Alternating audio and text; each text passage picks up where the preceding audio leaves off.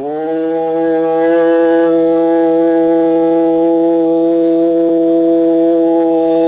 ஈஸ்வரா குருதேவா.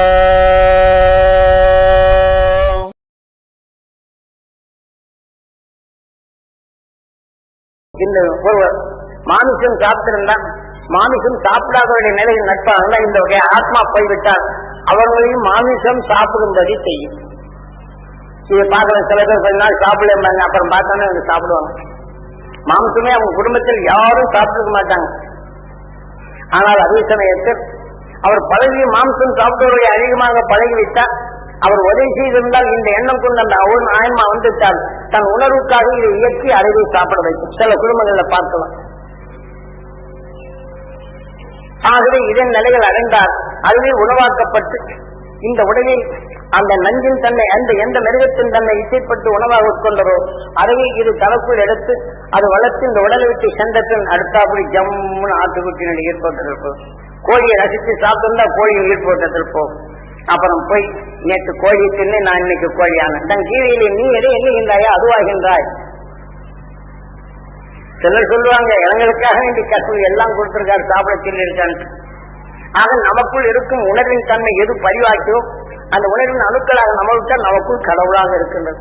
அதுக்கு அந்த இறை கொடுத்தாதான் மகிழ்ச்சியா இருக்கு. இல்லாம நம்மளோட சோறு வளர்ச்சியும் அது கடவுள். ஆக என்னை கடவுள் சாப்பிட சொல்லி இருக்கான்னு சொல்லுவாங்க. இதெல்லாம் சொல்லுவாங்க. நமக்குள் எதனை உணர்வை நமக்குள் அந்த உணவாக நம்ம எடுத்துக்கொள்ளுகின்றோமோ நம் உடலுக்குள் நின்று அது கடவுளாக இருக்கும். அது தனக்குள் வேண்டிய உணவை எடுக்கும். அப்ப அதுக்கு இசைந்த நிலையில் நம் உயிர் அதற்கு இடம் கொடுக்கும். அந்த உணர்வை எடுத்து அது உணவாக கொடுக்கும். அதன் உணர்வின் தன்மை வளர்த்து கொண்டது நாம் எதன் கீழே நீ எதை எண்ணுகின்றாயோ அதுவாகின்றாய். அதன் உணர்வின் தன்மை பெற்ற பின் இந்த உடலை விட்டு சென்றபின் அடுத்தபடி இதை நாம் பெறுகின்றோம். கோழி இருந்தா அப்புறம் கொக்கரக்கோ கோன்னு கத்த வேண்டியதுதான். இன்று நாம் ஆடும் மாடும் நாம் வளர்க்கின்றோம். என்ன தப்பா நினைக்காது. நாம் இயற்கையில் குருநாதர் இதை தெளிவாக காட்டினார். நான் நிறைய வேட்டைக்கு போய் ஆட்டையும் மானையும் அது கிடைக்கலனாலும் இந்த கோழியும் புறாவும் கொண்டு போகும். அதுவும் போன இந்த பச்சை புறாவை அடிச்சு சாப்பிடுறது, ரசித்து சாப்பிடுறது, இப்படி எல்லாம் பல கொலைகளை செய்து இந்த உணர்வை எடுத்துக்கொண்ட உடல் தான்.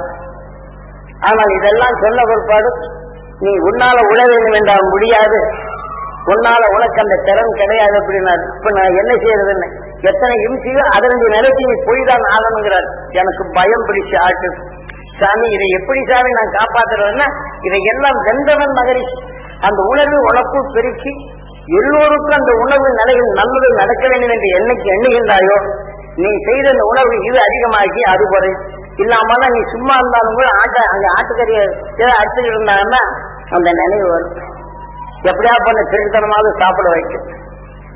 நீ சாமியாரா இருக்க சாப்பிட மாட்டேன்னு சொல்லுவ, அந்த உணர்வு அணுசல்கள் என்ன செய்யும் திருத்தனமா சாப்பிட வைக்கும். யாரா பார்த்துட மாட்டாங்களா, பார்த்துருவாங்களா நீங்க சாப்பிட வைக்கும். ஏனென்றால் உணவின் வேகங்கள் அதைத்தான் இயக்கம் என்று தெளிவாக காட்சியுள்ளார்.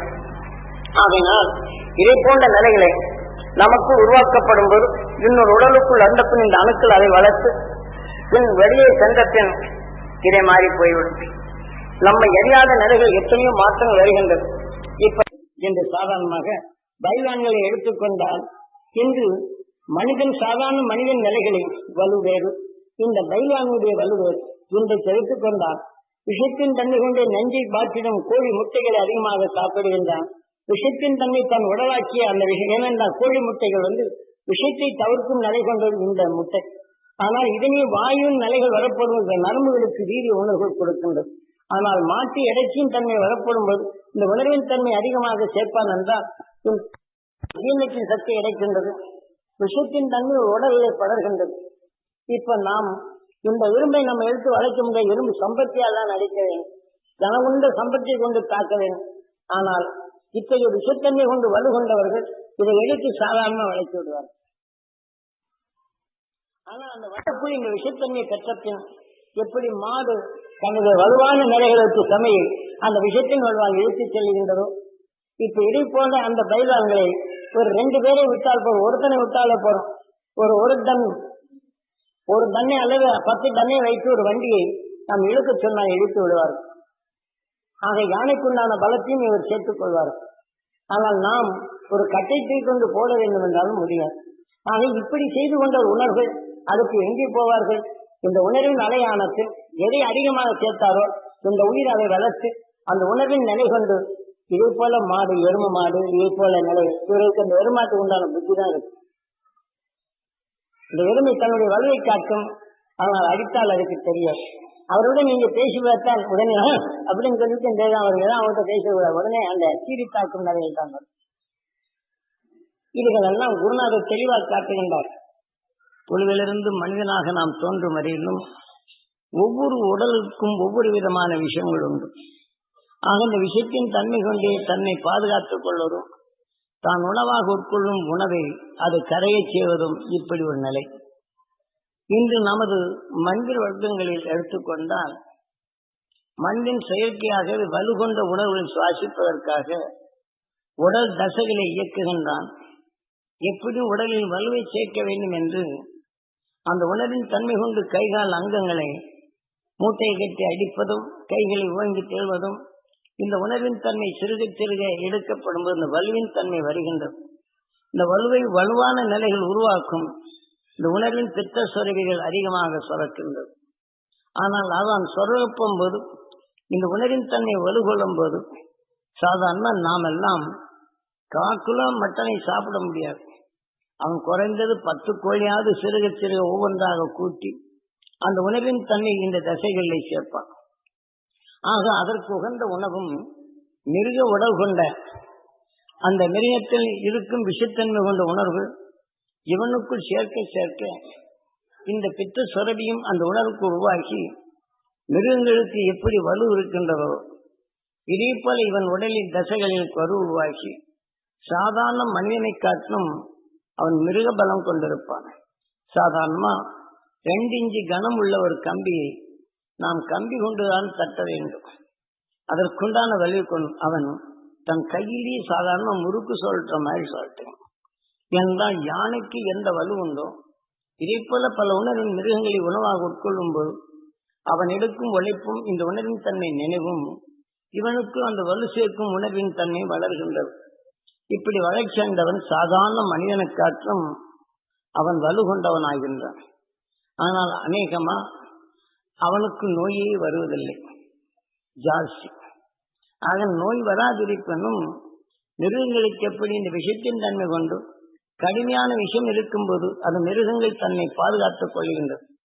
விஷம் அதிகமானாலும் அதை காட்டிலும் அந்த நாளடைவில் இந்த விஷயத்தின் தன்மை அதிகமாக முடிவடைய போகும்போது மிருகங்கள் அதனுடைய வளர்ச்சியின் தன்மை கொண்டு காலம் குறுகியதாக இருக்கின்றது, அதற்குள் மடிந்து விடுகின்றது.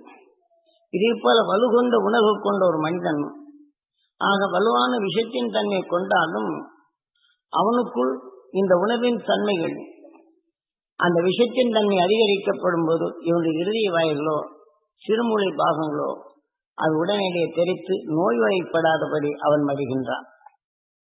ஆக இவனுக்குள் எடுத்துக்கொண்ட உணர்வின் தன்மை மனிதனாகும் போது இந்த விஷயத்தின் தன்மை உணவாக உட்கொண்டான் என்றால் இந்த அசுர உணர்வு கொண்டு இந்த மனித உடலை விட்டு சென்றால் அவன் எந்த ஆட்டை அல்லது எந்த கோழியை அதிகமாக உணவாக உட்கொண்டானோ இந்த உடலை விட்டு சென்ற பின் இவன் உயிரான்மா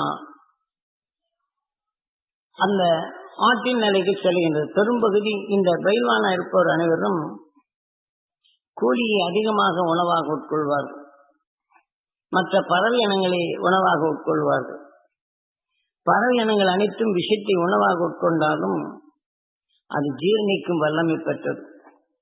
ஆகவே அந்த உடல் உறுப்புகளை இவன் உணவாக உட்கொள்ளும் போது ஆக அது எப்படி விஷத்தை அந்த உணர்வின் தன்மை கொண்டு வலுவாகின்றதோ இதை போல இவனுக்கும் அந்த உணவாக உட்கொள்ளும் ரசங்கள் பித்த சுரபியின் வளர்ச்சி அதிகமாகின்றது.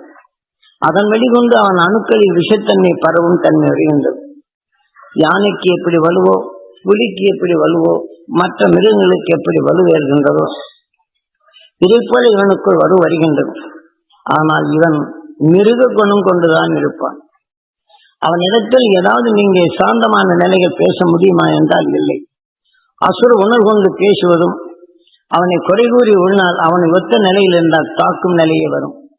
அவனை மதித்து நடக்க வேண்டும். இப்படிப்பட்ட குத்துச்சண்டை வீரரிடம் நாம் அணுகினால் அவனுடைய அசுர உணர்வுகளை காட்டுவான். ஆக மனிதனை உடலில் மிருகமாக மாற்றிக் கொள்கின்றான். அவன் நினைகொண்டு வலுவில் அனைவரும் போற்ற வேண்டும் என்று எண்ணுகின்றான். இப்படி அவன் உணவு உட்கொண்ட இந்த உணர்வுகளில் ஆக பறவை இனங்களின் நிலைகளை விஷத்தை முறிக்கும் உணர்வுகள் உடலே பட்டதனால் அவன் உணவாக உட்கொள்ளும் போது இவனுக்குள்ளும் அந்த விஷத்தன்மையை ஒடுக்கும் தன்மை வருகின்றது.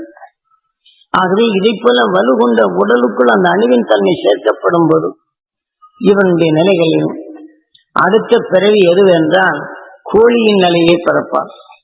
இன்று அது ரசித்து உணவாக உட்கொள்கின்றான். இவன் உடலை விட்டு சென்ற பின் இந்த உயிர் உடலில் விளைத்த இந்த உணர்வுகள் அந்த உயிருடன் சேர்த்த ஆன்மாவாக மாறும். ஆக எந்த மனத்தின் தன்மை பெற்றதோ அங்கே செல். நாம் பார்க்கின்றோம், பாம்பின் வாயில் தவளை சிக்கும் போது எத்தனை அவசைப்படுகிறது என்று. அதே சமயத்தில் இன்றை நாம் ஆண்கள் பார்க்கின்றோம், இந்த உடலை வளர்க்க ஆட்டை எத்தனை மிஷப் பண்ணி சாப்பிடுகிறோம் என்று.